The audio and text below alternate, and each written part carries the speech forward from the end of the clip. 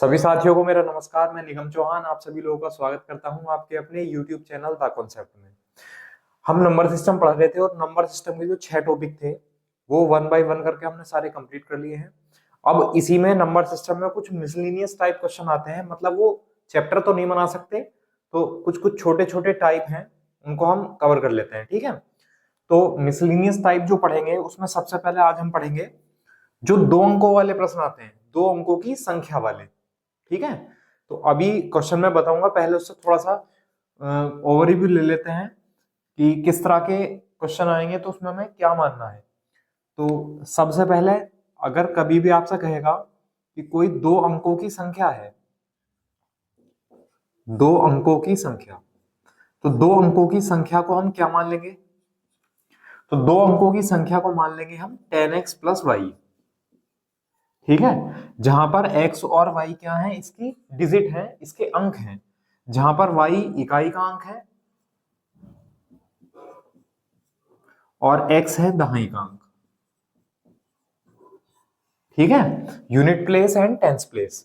ठीक, जैसे कि मान लो एक संख्या लिखी हुई है 25, एक संख्या लिखी हुई है, तो इसमें इकाई का अंक क्या है 5, दहाई का अंक क्या है 2, यानी यूनिट प्लेस 5 है और जो टेंथ प्लेस है वो क्या है 2।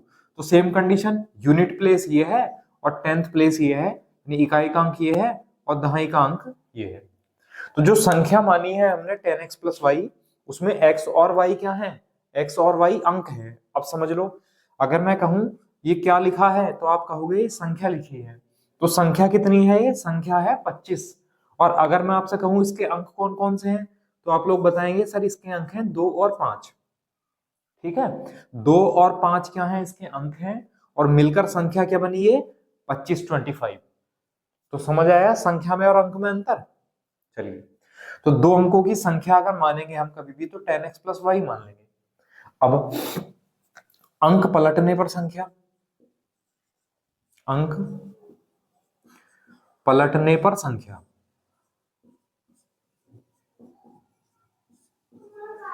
अब इसके जो अंक हैं वो x और y हैं। अब हम कह रहे हैं आप अंक पलट दो, जैसा कि मैंने इसमें कहा ये संख्या थी 25, अब इसके अगर हम अंक पलट देंगे यानी 5 की जगह 2 और 2 की जगह 5, तो ये संख्या क्या बन जाएगी 52 बन जाएगी। तो वैसे ही अगर हम संख्या 10x प्लस वाई मानते हैं और इसकी डिजिट यानी अंक बदल देते हैं या अंक उलट देते हैं तो संख्या क्या बनेगी, तो संख्या बनेगी 10y प्लस एक्स। ठीक है, संख्या क्या बनेगी 10y प्लस एक्स। तो ये चीजें आपको दो ध्यान रखनी है कि कोई भी संख्या है 2 अंकों की संख्या तो उसको हम 10x प्लस वाई मान लेंगे और अंक पलटने से जो संख्या बनेगी वो बनेगी 10y प्लस एक्स। अब देखिए इसके जो बहुत ही बेसिक चीजें हैं, बहुत ही बेसिक से सवाल इसमें पूछे जाते हैं। जनरली 2 क्वेश्चन पूछे जाते हैं। ठीक है, एक जोड़ने पर और एक घटाने पर। तो आप देखो, जैसे एक संख्या है 10x प्लस वाई, अब इसके अगर हमने अंक पलट दिए तो संख्या क्या बनी 10y प्लस एक्स बनी। अब मैंने कहा इनको जोड़ दो आप, तो जब हम जोड़ेंगे तो y और y 10y और 10x, सॉरी 10x और x 11x प्लस y और 10y 11y। तो यहां से 11 जो है 11 जो है वो क्या आ गया, 11 कॉमन आ गया। ये समझ आया? अभी बताऊंगा कि इसका यूज कैसा होगा। अब संख्या है 10x प्लस वाई और अंक पलटने से संख्या बनी 10y प्लस एक्स। अब मैंने कहा इसको आप सब्ट्रैक्ट कर दो यानी घटा दो, तो घटाएंगे तो साइन चेंज हो जाएगी, तो 10x माइनस एक्स हो जाएगा 9x, और y और माइनस के 10y हो जाएगा माइनस के 9y। तो y यहाँ 9 कॉमन ले लेते हैं तो x माइनस वाई बनेगा। ठीक है, अब देखो यहाँ 2 क्वेश्चन बनेंगे। एक बनेगा, एक आपसे कहेगा, आप नोट कर लेना, आपसे कहेगा एक 2 अंकों की संख्या है कि एक 2 अंकों की संख्या और अंक पलटने से बनी संख्या को अगर जोड़ दिया जाए, ऐड कर दिया जाए, तो जो एक संख्या बनेगी वो हमेशा किससे भाग हो जाएगी। ठीक है, तो ध्यान रखना 2 अंकों की संख्या और अंक पलटने से बनी संख्या का जो योग होगा वो हमेशा 11 से भाग हो जाएगा। ठीक है, तो आप लोग नोट कर लो, क्या नोट करना है, 2 अंकों की संख्या, 2 अंकों की संख्या तथा अंक पलटने से बनी संख्या, अंक पलटने से बनी संख्या का योग हमेशा 11 से भाग होता है। किससे? 11 से। 11 से भाग होता है। तो अगर आप लोग याद रख लेंगे, ध्यान रख लेंगे तो अच्छी बात है, वरना देखो मैंने आप समझा भी दिया है कि दो अंकों की संख्या और अंक पलटने से संख्या बनेगी तो हमेशा 11 उसका मल्टीपल बनेगा। तो जब कोई संख्या 11 से गुणा करके आ रही है तो वो 11 से भाग भी तो हो जाएगी, तो देखो 11 से भाग हो जाएगा। सेम कंडीशन यहां बनती है, वो कहेगा दो अंकों की संख्या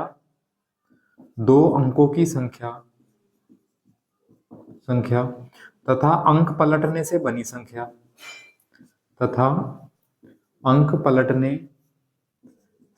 संख्या का अंतर हमेशा 9 से भाग होगा।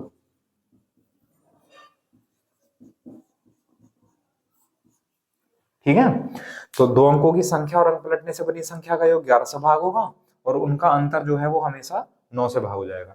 तो ये चीजें आपको समझ आ गई हैं, कोई रटना तो नहीं पड़ेगा ना। कभी सोचो कि सर तो यहाँ मैथ्स में भी याद करवा रहे हैं, है ना, तो रटने वाली कोई बात नहीं है, समझ लेंगे। नहीं समझ में आएगा तो फिर बताना और दूसरी तरीके से समझाएंगे। ठीक है, या आप कोई भी नंबर ले लो। देखो हमने एक नंबर लिया 85 और हमने इसके अंक पलट दिए तो बना 58। अब मैंने कहा इसको माइनस करो, तो 15 में से 8 गए 7 और 7 में से 5 गए 2, कितना आया 27। और अगर यही संख्या लेते हम 85 और संख्या पलट दी हमने 58 बना, इसको अगर जोड़ दें तो 5 और 8 13, 8 5 13 और 1 14। देखो ये हमेशा 11 का मल्टीपल आएगा, 11 से भाग होगा, और ये हमेशा 9 का मल्टीपल आएगा, 9 से डिवाइड होगा। ठीक है, चलिए इसका स्क्रीनशॉट लो। अब इसके जो क्वेश्चन आएंगे, क्वेश्चन किस तरह आएंगे, क्वेश्चंस पर आते हैं।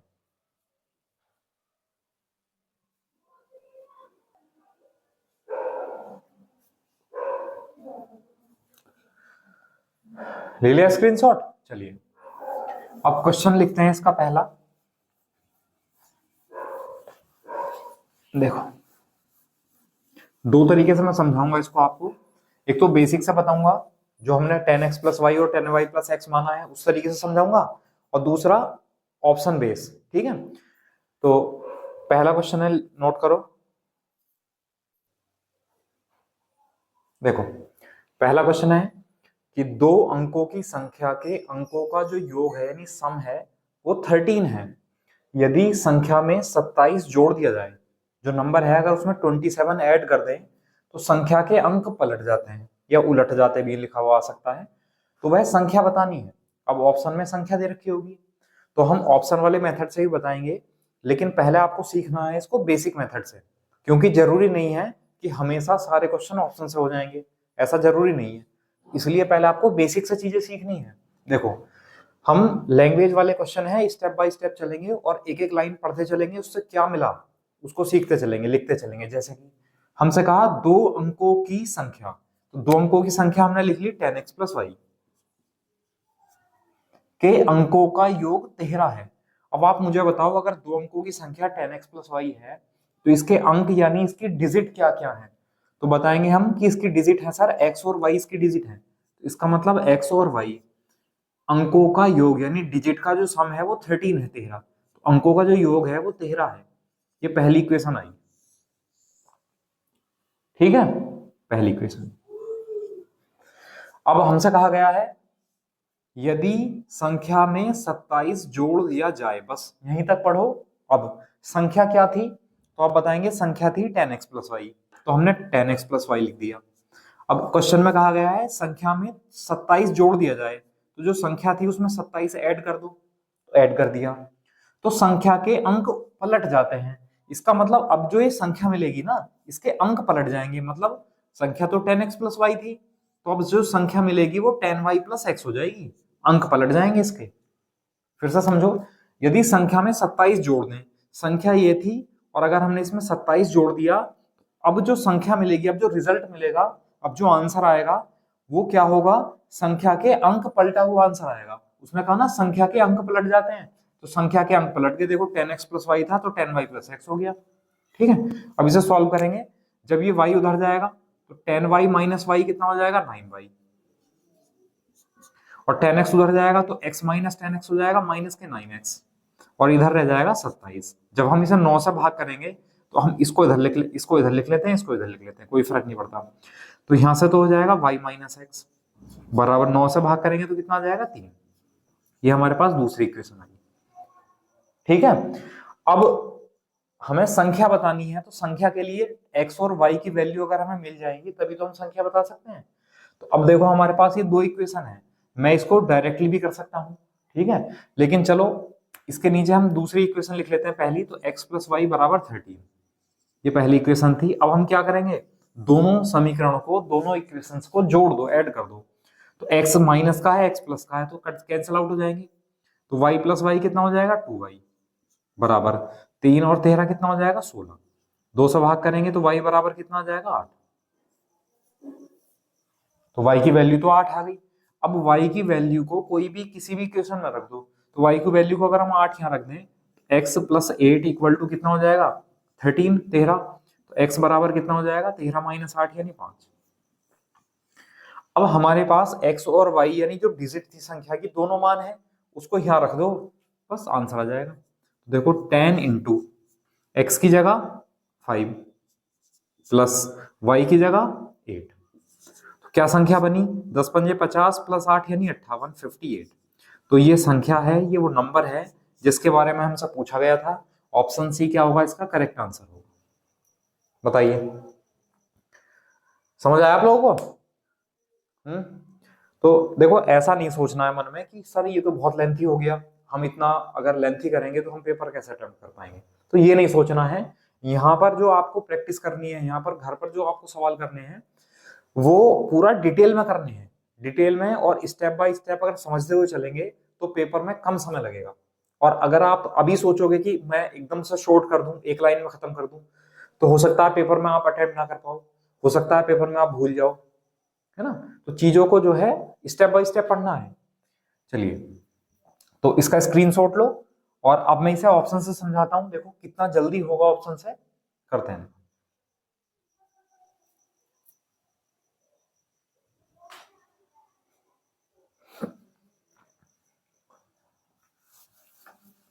अच्छा, मैंने आपसे कहा था कि मैं दोनों इक्वेशन को डायरेक्टली बताता हूं। देखो जैसे हमारे पास दोनों इक्वेशन आ गई हैं,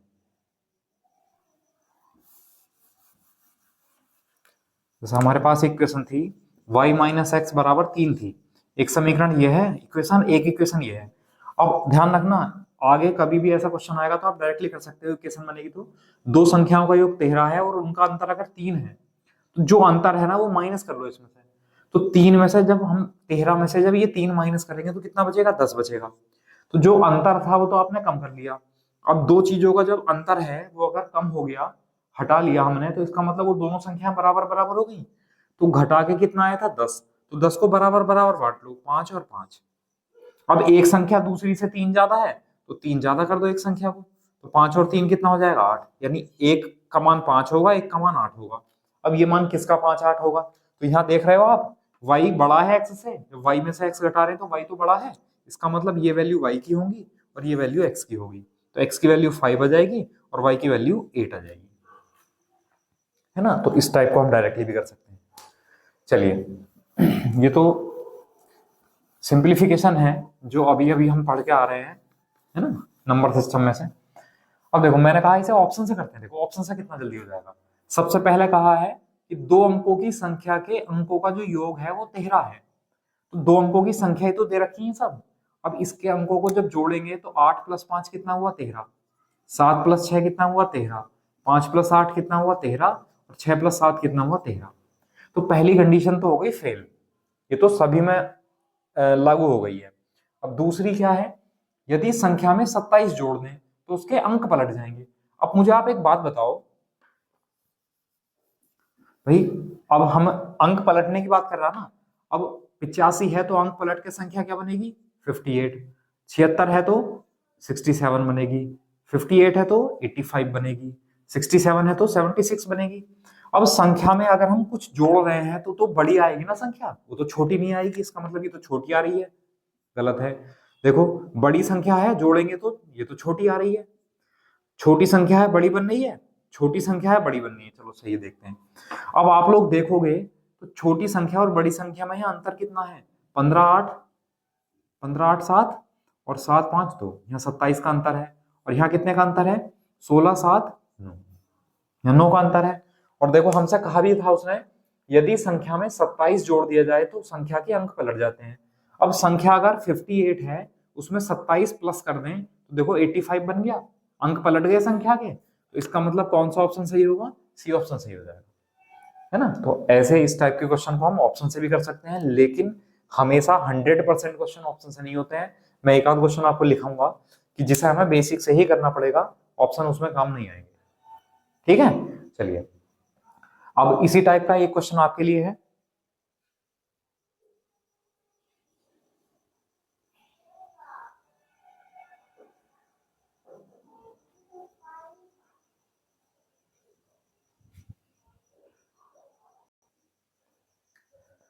देखो ये सेकंड क्वेश्चन है, दूसरा क्वेश्चन है। यह है दो अंकों की संख्या के अंकों का योग 10 है और यदि संख्या में दहाई का अंक इकाई के अंक से 2 अधिक है तो संख्या बतानी है। अब मैं इसको पहले आपको बताता हूँ ऑप्शन से, ठीक है, उसके बाद हम बेसिक से करेंगे। दो अंकों की संख्या के अंकों का योग 10 है। अब ये दो अंकों की संख्या है, जब दो संख्या पूछिए तो संख्या दे रखी होंगी। तो देखो किस में जोड़ के 10 आएगा? 8 और 6 14 नहीं आता, 7 और 4 11 नहीं आता, 5 और 3 8 नहीं आता, 6 और 4 10। खत्म खेल, बिल्कुल कुछ करना ही नहीं। ठीक है, बस कितने सेकंड लगेंगे? मुश्किल से 2 से 3 सेकंड। ठीक है, और हमारा आंसर कितना आया? वो संख्या कितनी आई? 64। चलिए ये तो था आपका ऑप्शन में था। अब अगर इसे बेसिक से करेंगे तो उसने कहा दो अंकों की संख्या। मैं बार बार बेसिक से इसलिए बता रहा हूं आपको क्योंकि कभी कभी क्या होता है, वो यहाँ संख्या ना पूछे, वो ये पूछ ले कि संख्या में इकाई और दहाई के अंकों का योग बताओ, उनकी मल्टीप्लाई, उनका डिवाइड, है ना, या इकाई का अंक बताओ, दहाई का अंक बताओ, उनको घटा के कुछ भी अलग पूछ ले, तब हमें दिक्कत हो जाएगी, फिर हम नहीं बता सकते। इसलिए बेसिक से भी समझ लो। दो अंकों की संख्या, तो दो अंकों की संख्या क्या होगी? 10x + y। और उसने कहा कि अंकों का योग, अंक है x और y, डिजिट इसकी x और y है ना, तो डिजिट का जो सम है वो 10 है, तो x + y कितना आया? 10। पहली इक्वेशन आई। फिर उसने कहा यदि संख्या में दहाई का अंक इकाई के अंक से 2 अधिक है। अब दहाई का अंक कौन सा है ना, यानी जो 10th प्लेस है वो यूनिट प्लेस से क्या है? 2 ज्यादा है। तो दहाई का अंक है x, तो x बड़ा है, इसका मतलब x - y बराबर कितना है? 2 अधिक है, तो 2 लिख दिया। ये दूसरी इक्वेशन आ गई। अभी अभी बिल्कुल अभी मैंने आपको बताया है कि हम इस टाइप के क्वेश्चन में क्या करेंगे कि दो अंकों का, दोनों संख्याओं का योग दे रखा है, उनका अंतर दे रखा है, तो पहले जो अंतर है ना उसे कम कर लो, हटा लो उसे। 2 को इसमें से कम कर लो तो कितना बचा? 8 बचा। अब मैंने कहा जब अंतर दो चीजों का बराबर हो गया, है ना, जब दो चीजों का अंतर बराबर हो गया, इसका मतलब वो समानता के स्तर पर आ गई, वो बराबर हो गई। तो 8 को जब बराबर बराबर बांटेंगे तो एक 4 हो गया, एक 4 हो गया। अब जो ज्यादा था उसको जोड़ दो, 4 और 2 कितना हुआ? 6। अब ये देखो x में से y घटा रहे हैं ना, तो इसका मतलब x ही तो बड़ा होगा, तो ये जो 6 जो मान आया है ये x का होगा और ये y का होगा। ठीक, अब संख्या के लिए 10 इंटू एक्स के प्लेस पर 6 प्लस y के प्लेस पर 4, सॉल्व कर लो। 10 छंग 60, 60 + 4 कितना हो जाएगा? 64, 64 ये आंसर आ जाएगा, डी ऑप्शन। बताइए। और अगर ऐसे समस्या आ रही है इसमें तो आप जोड़ दो, इन्हें ऐड कर दो, दोनों इक्वेशन को, y से y कट जाएगा, 2x बराबर 12, x बराबर कितना आ जाएगा? 6, x का मान 6 यहाँ रख देंगे तो 10 - 6 यानी y का मान आ जाएगा 4। ऐसा कर लेना, ठीक है। चलिए इसका स्क्रीनशॉट लो, फिर अगले क्वेश्चन में पढ़ते हैं।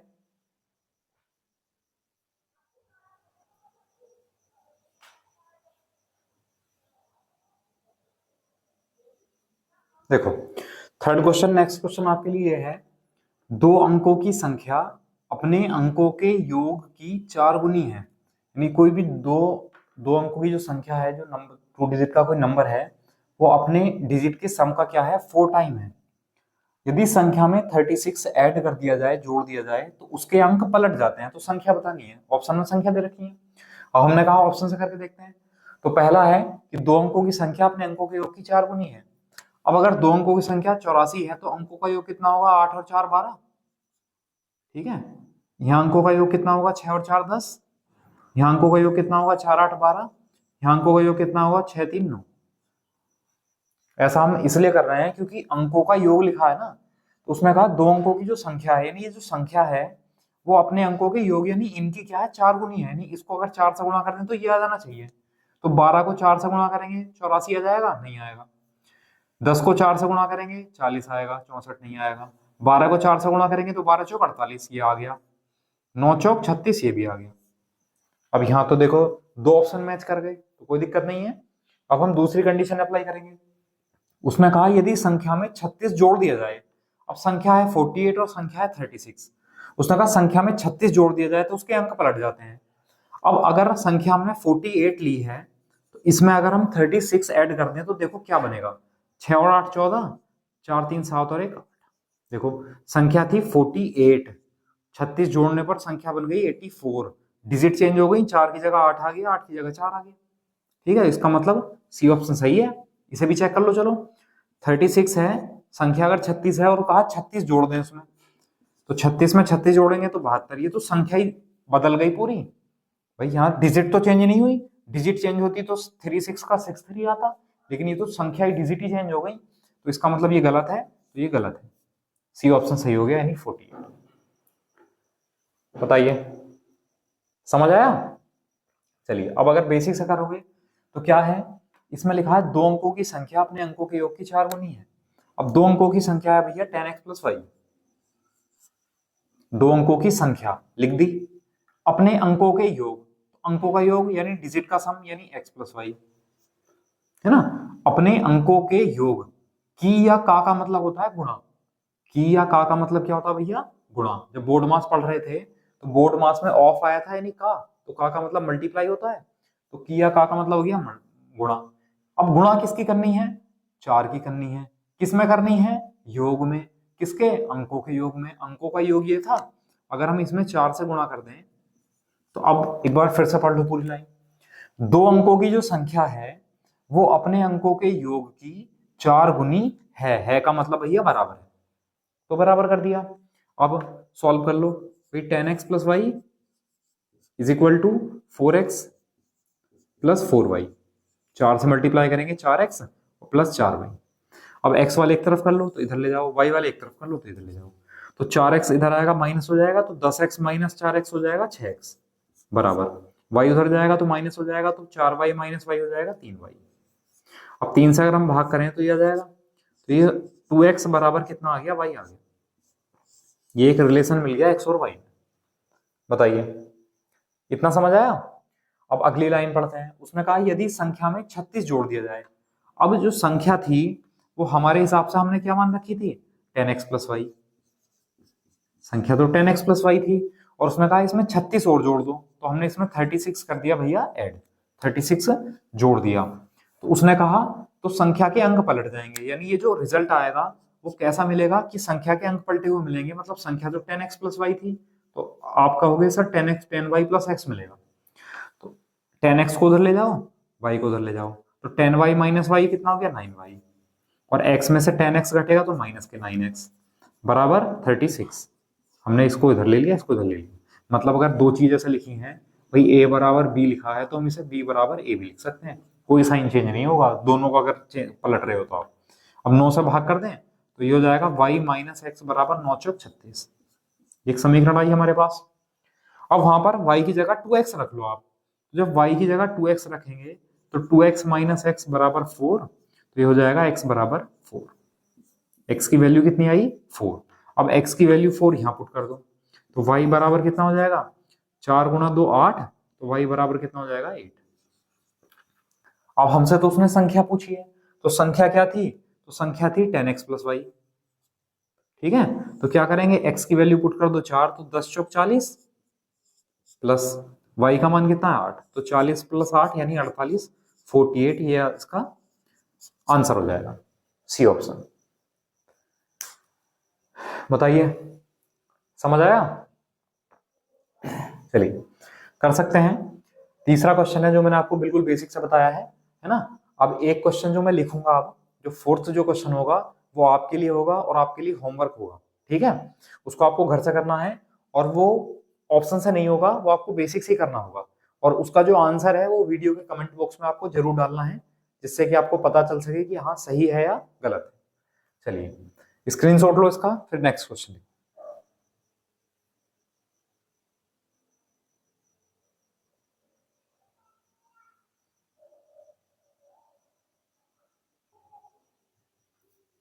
देखो नेक्स्ट क्वेश्चन ये है कि दो अंकों की संख्या है, कोई टू डिजिट का नंबर है, उसकी डिजिट का जो सम है, अंकों का जो योग है वो 8 है। यदि संख्या में से 54 सब्ट्रैक्ट कर दिया जाए यानी घटा दिया जाए, तो उसके जो अंक हैं यानी डिजिट हैं वो पलट जाती हैं, चेंज हो जाती हैं, एक्सचेंज हो जाती हैं। तो संख्या का अंतिम अंक क्या होगा, ठीक है, यानी जो लास्ट डिजिट है संख्या की वो बतानी है। अब ये मैंने आपको बताया था जब हमने चैप्टर पढ़ा था नंबर ऑफ यूनिट प्लेस यानी इकाईकांक पढ़ा था, तो उसमें मैंने आपको बताया था कि इकाईकांक या अंतिम अंक एक ही बात होती है। इसका मतलब इसमें अंतिम अंक पूछा है, मतलब यूनिट डिजिट पूछी है, इकाईकांक है ना। ऑप्शन दे रखे हैं 4 3 2 1। अब इसे आप डायरेक्टली अगर ऑप्शन से करना चाहोगे तो ये फिलहाल ऑप्शन से नहीं होगा, है ना, या अगर हो भी जाएगा तो इसमें हमें समय लगेगा, टाइम लगेगा। इससे अच्छा हम बेसिक से कर सकते हैं। तो बेसिक से करना है और आंसर जो है इसका कमेंट बॉक्स में आपको डाल देना है, इसका आंसर सही है, ठीक है। ABCD करके डाल सकते हो या 5 या 4 3 2 1, जो भी जैसा भी आपको ठीक लगे वैसा कर सकते हो। तो उम्मीद है आपको ये समझ में आया होगा, जो दो अंकों की संख्या वाले क्वेश्चन है वो किस तरह होंगे, किस तरह उनकी आपकी अप्रोच रहेगी, ठीक है, कर सकते हैं। अब हम पढ़ते हैं इसमें, आपने देखा होगा कई बार सिर और पैर वाले क्वेश्चन बनते हैं, मतलब कोई चूहा है, बिल्ली है, वो दौड़ रहे हैं, उनके वहां पर इतने पैर हैं, इतने सिर हैं, तो बताओ संख्या कितनी है ना, इस टाइप के क्वेश्चन आएंगे। तो उस टाइप के क्वेश्चन को हमें किस तरह करना है, हमारी अप्रोच यही रहेगी, हम बेसिक से भी कराएंगे और ट्रिक यानी ऑप्शन से भी कराएंगे, और एक्स्ट्रा अगर कोई ट्रिक है, बहुत सारी ट्रिक बन सकती है इस टाइप के सवाल की, उससे भी कराएंगे। लेकिन आपको बेसिक आना चाहिए, अगर आप बेसिक नहीं कर पाओगे तो फिर समस्या आ सकती है किसी भी टाइप के क्वेश्चन में, ठीक है। चलो इसका स्क्रीनशॉट लो।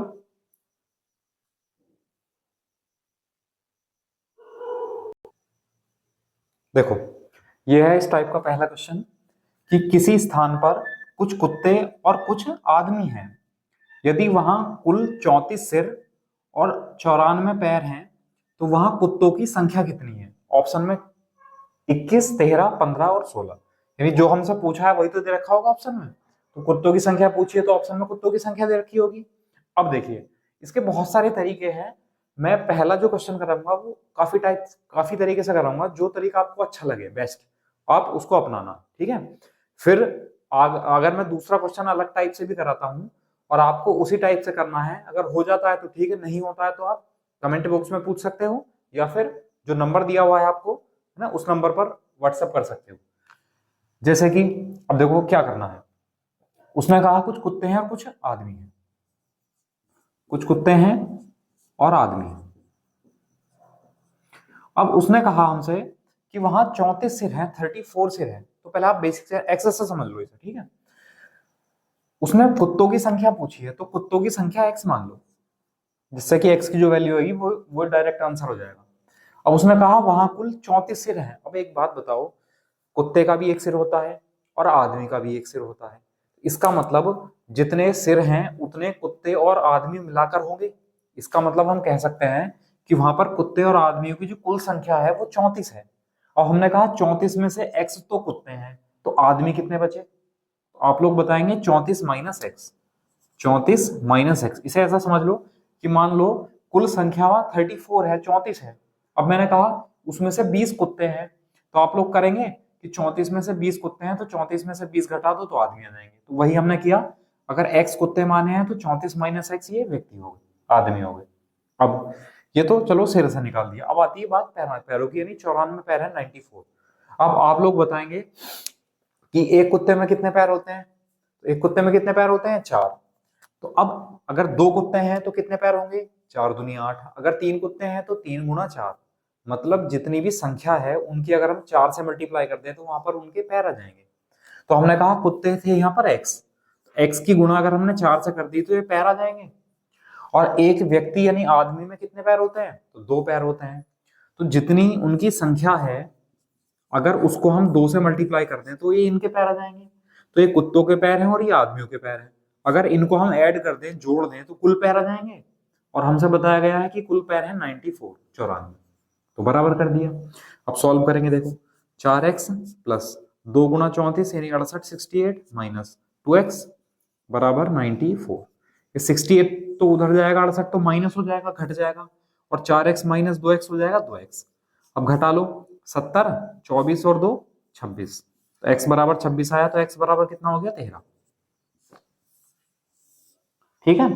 अब x का मान 13 आया और हमसे क्या पूछा है, कुत्तों की संख्या। कुत्ते मान रखे थे हमने x, तो x का मान कितना आया, 13। तो बी ऑप्शन क्या हो गया, इसका सही आंसर हो गया। बताइए, ये था आपका बेसिक मेथड। ठीक है, तो इसका स्क्रीनशॉट लो। अब मैं दूसरा मेथड सिखा रहा हूं, है ना। ऑप्शन वाला सबसे बाद में बताएंगे, एक और मेथड भी है। देखो, हम इसको एलिगेशन से भी कर सकते हैं चाहो तो, है ना। तो एलिगेशन से नहीं सिखा रहा, मैं उसमें कंफ्यूज हो जाते हैं बहुत सारे बच्चे। इसको और ही दूसरे तरीके से बताता हूं, वो बहुत शॉर्ट मेथड है। नंबर सिस्टम का जो मिसलिनियस है वो आज ही कंप्लीट कर देंगे, थोड़ी सी वीडियो बड़ी हो जाएगी, क्लास थोड़ी सी लेंथी हो सकती है ना। तो परेशान नहीं होना है कि सर तो एंड ही नहीं कर रहे हैं क्लास का। तो आज ही कंप्लीट कर देंगे, तो कल हम एक नया टॉपिक उठा लेंगे। और नया टॉपिक क्या होगा आपका, एलसीएम एफसीएम पढ़ लेते हैं, चलो। चलो देखो, अब एक दूसरा मेथड ये है कि कुत्ते के पैर होते हैं भैया 4 और आदमी के पैर होते हैं 2। तो जो कुत्ते के 4 पैर हैं, इन 4 पैरों को 2 2 में तोड़ दो। तोड़ने नहीं है, अभी तोड़ दो पैर, है ना। देखो, कुत्ते के जो 4 पैर थे उन्होंने हमने ऐसा लिख दिया, 2 + 2 4 हो गए। अब 2 पैर तो ये कुत्ते के भी हैं, 2 पैर ये इंसान के भी हैं, व्यक्ति के भी हैं। तो 2 पैर तो इसका मतलब सभी में है भाई। 2 पैर तो ये आदमी के भी हैं और 2 पैर ये कुत्ते के भी हैं। इसका मतलब कुत्ते और आदमी जितनी भी उनकी संख्या है, उनमें सब में 2 पैर तो होंगे ही होंगे। अब हमें पता है वहां पर कुल संख्या कितनी है, वहां पर कुल संख्या है 34, यानी 34 कुल संख्या है। तो 34 में 2 2 पैर होंगे तो कितने पैर हो जाएंगे, 34 गुणा 2 यानी 68 पैर हो जाएंगे, 68। अच्छा, कुल पैर थे कितने, तो आप लोग बताएंगे सर कुल पैर तो 94 थे। कुल पैर तो 94 थे, 68 पैर ही आ गए, तो कितने पैर और बचे, तो घटाएंगे तो कितने पैर और बचे, 26, 26।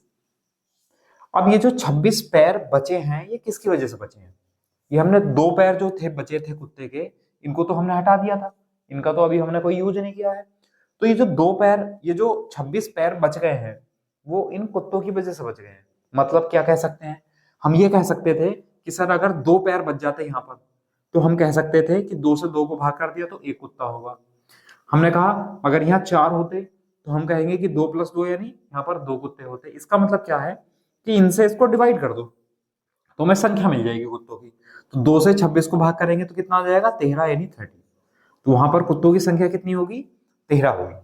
अगर यहाँ आदमियों की संख्या पूछता तो क्या करते, टोटल तो 34 है, तो 34 में से अगर 13 घटाएंगे तो कितना आ जाएगा, 21 आ जाएगा, यानी 21 क्या आ जाएंगे, वहां पर आदमी हो जाएंगे।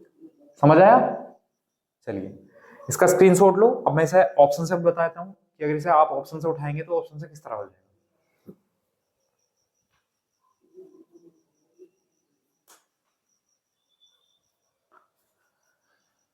ठीक है, चलो अब जो मेथड आपको ठीक लगे, जिसमें ऐसा लगे कि सर इसमें हमें याद नहीं रखना कुछ, तो ऐसा मेथड चुनना है, क्योंकि वो मेथड भी बेकार है कि आपको रटने पड़ने हैं। रटने के लिए तो बाकी चीजें बहुत हैं, बाकी सब्जेक्ट है ना। चलिए अब ऑप्शन से करते हैं। देखो देखो, यहाँ कुत्ते हैं और आदमी है, कैसा कुत्ता ऐसा आदमी ठीक है, कैसा कुत्ता ऐसा आदमी लिख लिया। अब कुत्तों की संख्या पूछी है तो ऑप्शन में कुत्तों की संख्या दे रखी होगी। अब कुत्ते हैं मान लो 21, अब अगर 21 कुत्ते हैं और टोटल संख्या है 34, तो इसका मतलब 13 आदमी होंगे। अब ये टैली कर लो, इनके पैर 54 में बैठते हैं क्या। अब हम देखेंगे 21 कुत्तों के 21 चौक 84 पैर हो गए, प्लस 13 आदमी के 13 दूनी 26 पैर हो गए। अगर आप जोड़ेंगे तो कितना आ जाएगा, 110। पैर तो 94 है, तो इसका मतलब ये गलत है, तो पहला ऑप्शन गलत हो गया। अब दूसरा ऑप्शन उठाया हमने, दूसरा ऑप्शन है 13। अगर कुत्तों की संख्या 13 है और कुल है 34, तो 34 में से 13 हटा लो तो 21 आदमी हो गए। अब इनके पैर देखते हैं, भाई 13 कुत्ते हैं, एक कुत्ते के 4 पैर होते हैं, तो 13 कुत्तों के 13 चौका 52 पैर हो गए, प्लस 21 आदमी है, एक आदमी के 2 पैर होते हैं, तो 21 दूनी 42, 42 पैर हो गए। अब जोड़ दो, 2 + 2 4, और 4 + 5 9, देखो 94 पैर हो गए, और 94 पैर थे, इसका मतलब ये वाला ऑप्शन सही हो गया। अगर ये ना होता तो तीसरा चेक करते, तीसरा ना होता तो फिर चेक करने की जरूरत ही नहीं है। आपने 3 चेक कर लिए तो फिर तो चौथा आंसर होगा, उसको फिर चेक करना है ना, उसको डायरेक्ट टिक कर देंगे हम। चलिए, तो और भी मेथड है इसके, फॉर्मूले भी हैं, और जो है मैंने बताया था आपको, कौन सा मेथड बताया था ना आपको, अरे भाई, हाँ, एलिगेशन वाला जो मेथड है उससे भी कर सकते हैं ना, बहुत सारे मेथड हो जाएंगे, तो ज्यादा फोकस नहीं करना है, ज्यादा आपको बेसिक और ऑप्शन या फिर इस तरह देख सकते हो। चलिए नेक्स्ट लिखो दूसरा।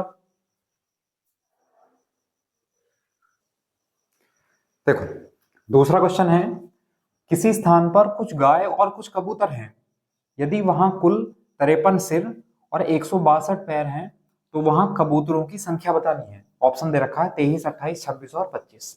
ठीक है, अब जो भी मेथड आप अप्लाई करो, मैं आपको वो पैर तोड़ने वाला मेथड बता रहा हूं, ठीक है। उससे कैसे करेंगे, जैसे कि कुछ गाय हैं और कुछ कबूतर हैं, ठीक है, तो कबूतर में तो 2 पैर होते हैं और गाय के पैर होते हैं भैया 4, तो 4 को हम ऐसा लिख लेते हैं 2 + 2, ठीक है। अब हम देखेंगे ये वाले जो 2 पैर हैं, ये तो कबूतर में भी हैं और ये वाले 2 पैर गाय में भी हैं, तो कुल संख्या कबूतर की और गाय की है कितनी, जितने उनके सिर होंगे इतनी तो कुल संख्या होगी वहां पर, तो 53 सिर हैं, इसका मतलब टोटल गाय और कबूतर मिलाकर 53 होंगे, 53।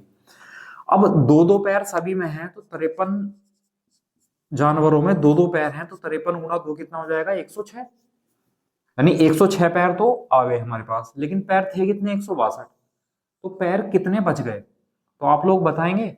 4, 10, 52 और 4 56, सर 56 पैर बच गए। अब ये जो 56 पैर बचे हैं ये किसकी वजह से बचे, तो आप लोग बताएंगे कि जो गाय के 2 पैर हमने काउंट नहीं करे थे ना, इसकी वजह से 56 पैर बच गए।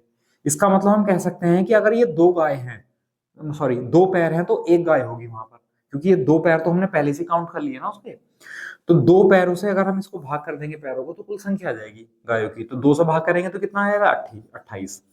तो गाय की संख्या कितनी हो गई, वहां 28, लेकिन हमसे पूछा क्या है, कबूतरों की संख्या, इस बार उसने थोड़ा सा चेंज कर दिया, तो आप लोग बताएंगे कि सर वहां पर 53 तो हैं कुल, 53 तो टोटल हैं, और उसमें से 28 क्या है, गाय, तो माइनस कर देंगे, तो क्या बच जाएगा, 13, 8, 5, 4, 2, 2, तो बताएंगे कि सर वहां 25 क्या बच जाएंगे, कबूतर बच जाएंगे, तो 25 यानी डी ऑप्शन इसका करेक्ट आंसर है। बताइए, या इसको भी मैं बेसिक से बताऊं, चलो बता देते हैं ना, आपको बेसिक भी थोड़ा सा क्लियर हो जाएगा। चलो इसका स्क्रीनशॉट लो, इसको और बता देते हैं, फिर अगला क्वेश्चन आपके लिए होगा इसी टाइप का बिल्कुल सेम, फिर थोड़ा सा टाइप चेंज करेंगे।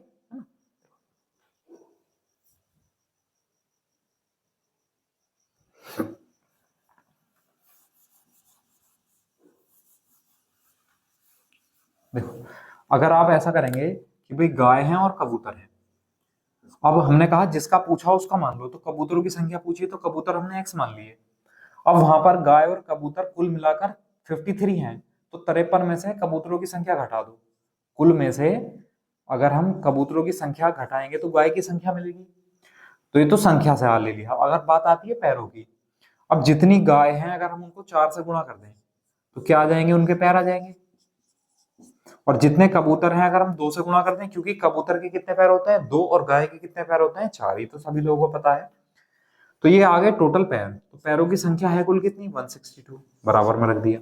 अब सॉल्व करेंगे, 4 × 12, 4 × 5 20 और 1 21, 212 माइनस के 4x प्लस के 2x बराबर 162, इसको उधर ले जाएंगे तो ये माइनस हो जाएगा, अब ये माइनस का 4x है प्लस का 2x है, तो माइनस का 2x आया, अब उधर घटाएंगे तो 2 में से 2 गए 0, और 11, 6, 5, तो कितना आया, 50, अब ये भी माइनस का होगा, x बराबर कितना आया, 25, और x क्या मान रखा था हमने भाई, x मान रखा था कबूतर की संख्या, तो कबूतर की संख्या कितनी आ गई, 25, क्या ऐसा कर सकते हैं। तो अगर आपकी कैलकुलेशन अच्छी है, फास्ट है कैलकुलेशन, तो इससे भी कोई ज्यादा समय का अंतर नहीं पड़ेगा, ठीक है, क्योंकि आपका जो समय है वो काफी है। मैंने बता चुका हूँ बार बार कि यूपी टेट में, सी टेट में काफी टाइम होता है सॉल्व करने के लिए, तो इसलिए आपको जरूरत पड़ेगी नहीं ज्यादा ट्रिक्स की। ज्यादा ट्रिक्स की जरूरत पड़ती है जैसे एसएससी है, आईबीपीएस यानी बैंकिंग है, रेलवे है ना, एनटीपीसी, इनमें सारी में ना टाइम कम होता है, तो वहां पर आपको शॉर्ट ट्रिक पढ़नी पड़ती है, ज्यादा क्वेश्चन को ज्यादा जल्दी से जल्दी सॉल्व करना पड़ता है। चलिए, तो इसका स्क्रीनशॉट लो, अगला क्वेश्चन आपके लिए नेक्स्ट।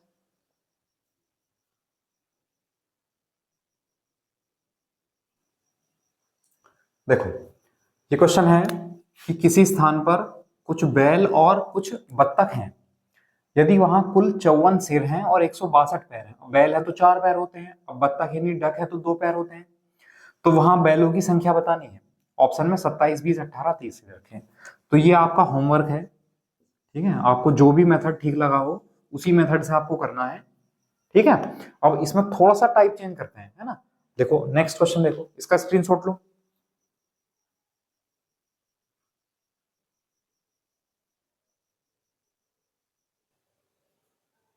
देखो, यह है आपका क्वेश्चन नंबर 4 है कि किसी स्थान पर कुछ घोड़े और उतने ही व्यक्ति हैं, यानी जितने वहां पर घोड़े हैं उतने ही वहां व्यक्ति हैं। आधे व्यक्ति घोड़ों पर बैठे हैं तथा शेष पैदल चल रहे हैं, है ना। मतलब जितने भी वहां व्यक्ति होंगे उनमें से आधे तो घोड़ों पर बैठे हैं और बाकी जो बचे आधे वो पैदल चल रहे हैं।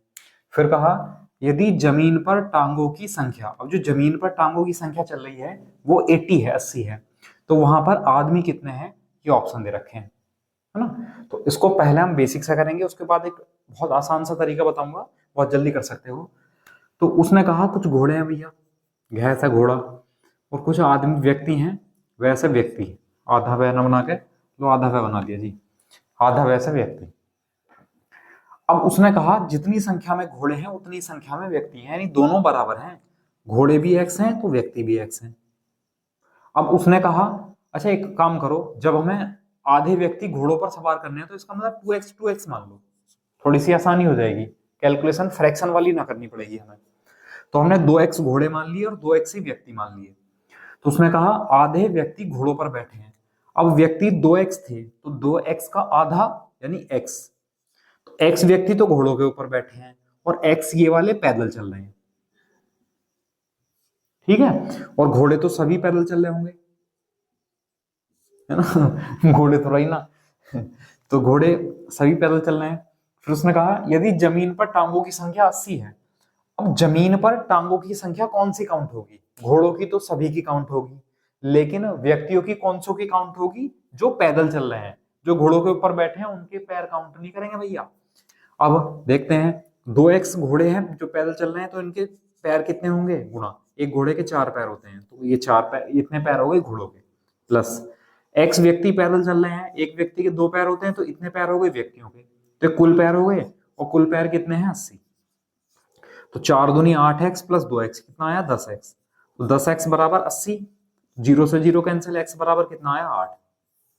अब हमसे पूछा क्या है, हमसे पूछा उसने आदमी कितने हैं, तो आदमी कितने मान रखे थे हमने 2x, तो x की जगह 8 रखेंगे तो 2 गुना 8 यानी 16, ऑप्शन नंबर बी सही आंसर हो जाएगा। तो वहां पर आदमी कितने होंगे 16, पूछेगा घोड़े कितने होंगे तो वो भी 16 ही होंगे, क्योंकि दोनों की संख्या बराबर है। बताओ समझ में आया। चलिए इसका स्क्रीनशॉट लो। अब मैं आपको संख्या बताकर, संख्या मानकर बताता हूँ, डिजिट मानकर कोई, है ना, तो देखो कितना आसान हो जाएगा, और भी ज्यादा लेंथी नहीं है लेकिन फिर भी और भी छोटा हो जाएगा।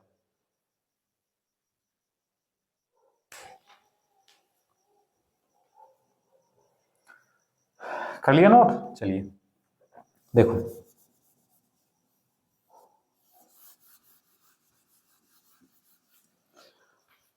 क्वेश्चन मेन जो है वो है क्वेश्चन की लैंग्वेज। अगर क्वेश्चन की लैंग्वेज आपको समझ आ गई तो आप कोई भी क्वेश्चन अटेम्प्ट कर लोगे, और क्वेश्चन की लैंग्वेज ही समझ नहीं आ रही है तो उसमें कंडीशन क्या अप्लाई करोगे, क्या शॉर्ट ट्रिक अप्लाई करोगे, क्या बेसिक अप्लाई करोगे, कुछ नहीं कर सकते। इसलिए लैंग्वेज पर फोकस करना बहुत जरूरी है, ठीक है।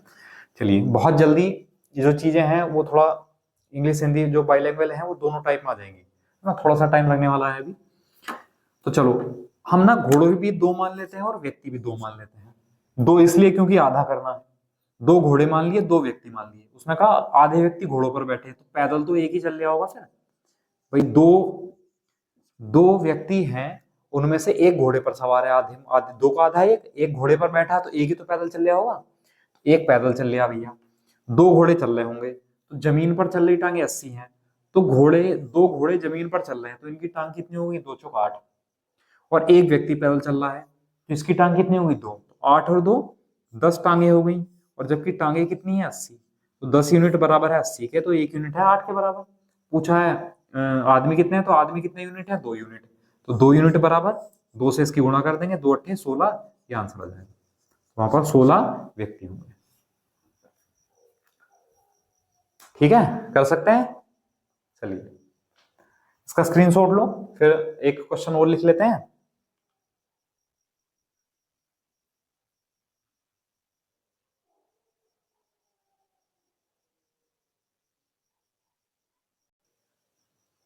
देखो नेक्स्ट क्वेश्चन है, भैंसों तथा बत्तखों के एक समूह में सिर की संख्या के 2 गुने से 36 अधिक पैर हैं, तो भैंसों की संख्या बतानी है।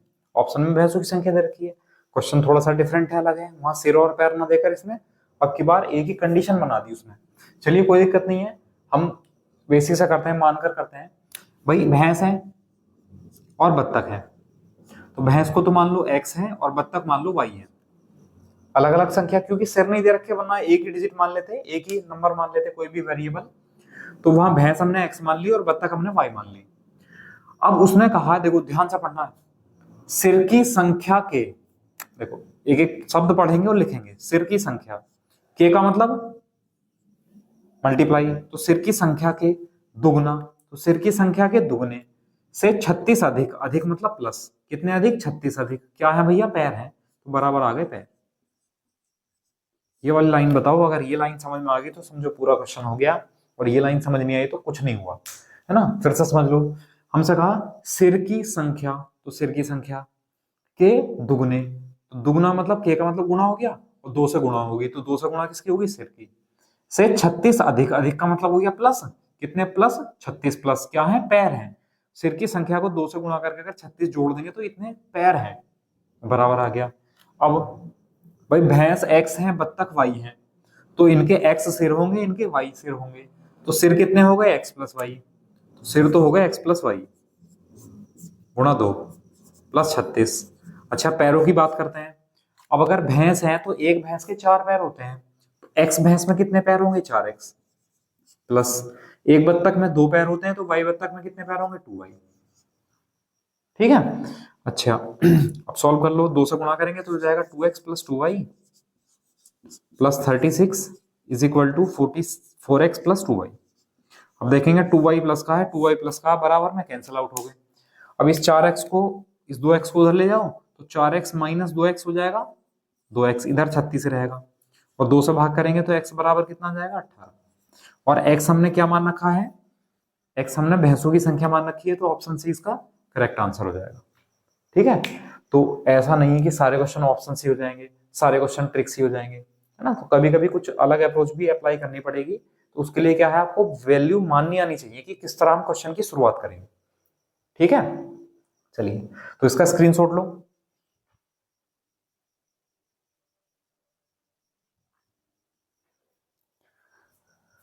हाँ लिख लिया। अब कुछ गुणनखंडों पर आधारित क्वेश्चन आते हैं, उनकी संख्या पर आधारित, है ना, छोटा सा, बहुत छोटा सा टॉपिक है, उसको कंप्लीट कर लेते हैं, और फिर ये आपका जो नंबर सिस्टम है वो कंप्लीट हो जाएगा।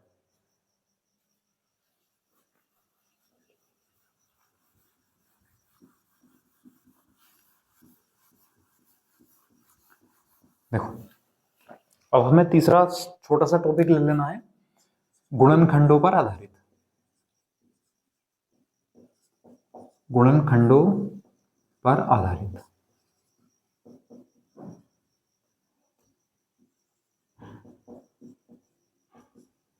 मतलब जो फैक्टर्स होते हैं, फैक्टर पर आधारित क्वेश्चन देखने हैं, बहुत आसान है। देखो सबसे पहले मैं समझाता हूं, जैसे लिखा हुआ है 2 की पावर 3 गुणा 3 की पावर 2 गुणा 5 की पावर 4। अब मैं आपसे यहां पूछ लूं, अभाज्य फैक्टर बताओ इसके, अभाज्य गुणनखंड, अभाज्य गुणनखंड या हम प्राइम फैक्टर्स कह सकते हैं। अभाज्य मतलब प्राइम।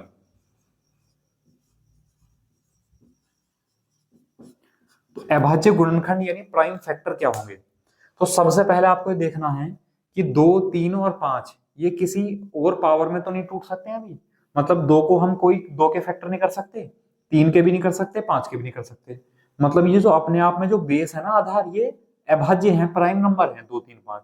तो ठीक है, अभाज्य गुणनखंड के लिए क्या करना है? चेक करने के बाद पावर को जोड़ दो।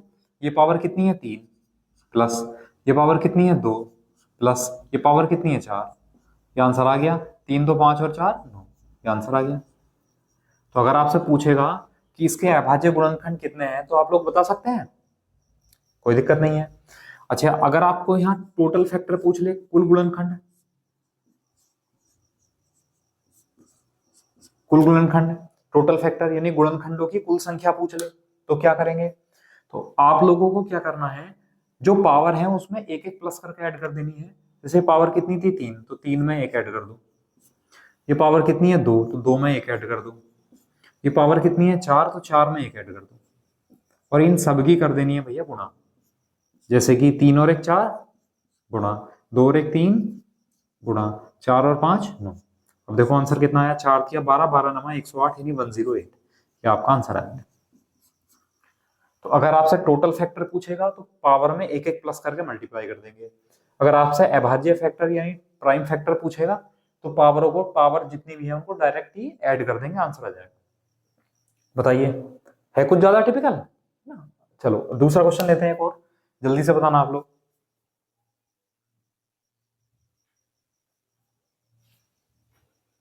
स्क्रीनशॉट ले लिया करो ना, बाद में नोट कर लेना।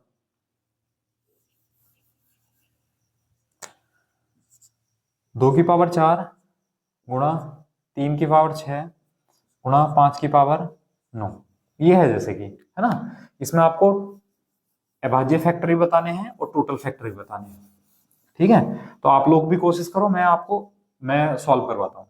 अभाज्य के लिए क्या करेंगे? पावर ऐड कर देंगे। तो 4 प्लस 6 प्लस 9, तो 4 6 10 9 19। तो ये तो आ गए हमारे प्राइम फैक्टर्स यानी अभाज्य गुणनखंड। टोटल फैक्टर के लिए क्या करना है? पावर में एक एक प्लस करके ऐड करना है।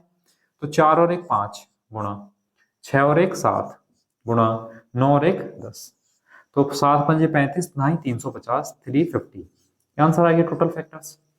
यानी जो भी ये संख्या बनेगी वो 350 ऐसे फैक्टर बनेंगे उसके जो उसको संख्या को भाग कर सकते हैं। ये टोटल फैक्टर्स का मतलब है। समझ आया?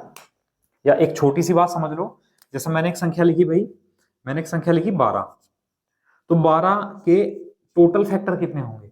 तो आप लोग बताएंगे सर 12 1 से भी भाग हो जाएगा, 12 2 से भी भाग हो जाएगा, 3 से भी भाग हो जाएगा, 4 से भी भाग हो जाएगा, 6 से भी भाग हो जाएगा और 12 से भी भाग हो जाएगा। तो आप लोग बताएंगे सर इसके टोटल फैक्टर हुए 6, है ना। अब देख लो, सॉल्व कर लेते हैं इस तरीके से। भाई 12 को हम लिख सकते हैं 2 की पावर 2 गुणा 3, है ना, 4 दिया 12। अब देखो अगर टोटल फैक्टर के लिए हमने क्या बताया था, पावर में एक जोड़ो, तो 2 और 1 3, 1 और 1 2, और क्या कर दो मल्टीप्लाई, और टोटल फैक्टर कितने आ गए? देखो 6 आ गए। तो ये 1 2 3 4 6 ये टोटल फैक्टर आ गए इनके। मतलब ये संख्याएं, ये 6 संख्याएं ऐसी हैं जो इसको भाग कर देंगी। तो ये टोटल फैक्टर का मतलब होता है। अब बात आती है प्राइम फैक्टर की, अभाज्य गुणनखंड की। तो आप लोग देखोगे इसमें कितनी प्राइम नंबर है, कितने प्राइम फैक्टर है इसमें। तो आप लोग बताओगे, एक तो 2 एक अभाज्य संख्या है, 3 एक अभाज्य संख्या है, ठीक है। तो कितने फैक्टर हुए? 2 फैक्टर हुए इसके। कितने? हाँ, ये देखो, 2 2 बार है तो 2 प्राइम फैक्टर, 3 एक बार है तो 1 प्राइम फैक्टर, तो 2 और 1 3 इसके प्राइम फैक्टर हो जाएंगे, यानी अभाज्य गुणनखंड आ जाएंगे। समझ आया? चलिए तो कर सकते हैं। चलो थोड़ा सा चेंज करता हूं मैं क्वेश्चन। ये है 2 की पावर 3 गुणा 6 की पावर 2 गुणा 10 की पावर 4, ठीक है। अब इसमें ये चीजें बतानी है आपको कि हाँ अभाज्य गुणनखंड कितने होंगे। वैसे तो देखो, वैसे तो बहुत सारी कंडीशन बन सकती हैं, अभाज्य गुणनखंड, कुल गुणनखंड, सम गुणनखंड, विषम गुणनखंड, सभी गुणनखंडों का योग, विषम गुणनखंडों का योग, सम गुणनखंडों का योग, ना सभी गुणनखंडों का योग। तो कंडीशन सभी गुणनखंडों की मल्टीप्लाई, विषम गुणनखंडों की मल्टीप्लाई, सम गुणनखंडों की मल्टीप्लाई, बहुत सारी कंडीशन बन सकती है। लेकिन क्या है, हमें जो है उतना ही पढ़ना है, उसी लेवल का एग्जाम, जिस लेवल का आपका एग्जाम है उसी लेवल के लिए पढ़ना है। पता चला एग्जाम तो आपका यूपी टेट का है और हम सीजीएल मेंस का बैच ले रखा है हमने, है ना, तो कोई बेनिफिट नहीं मिलने वाला है, उलझ जाओगे, परेशान हो जाओगे। तो जिस लेवल का एग्जाम है उसी लेवल को आपको पढ़ना है, ठीक है, उसी लेवल का ध्यान रख के मैं पढ़ा रहा हूँ। हाँ, इसमें बताओ आंसर क्या होगा। लास्ट क्वेश्चन है बस, है ना, एक दो क्वेश्चन मैं आपको घर के लिए दूंगा होमवर्क के लिए, उसके बाद क्लास को एंड कर देंगे। करो आप लोग।